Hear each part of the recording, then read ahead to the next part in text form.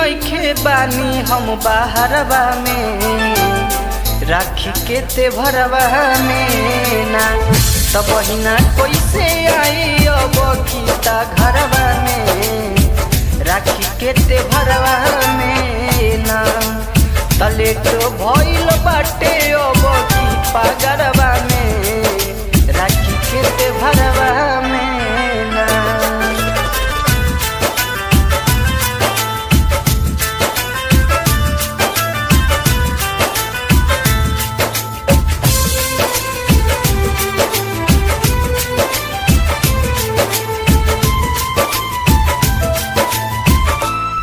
का करबू बहिना ऐसन बाटे मजबूरी, तबे नहीं बानी आज सबका से दूरी।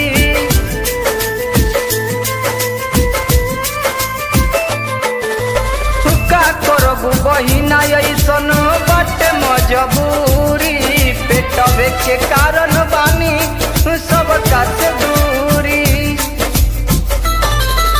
रोई रोई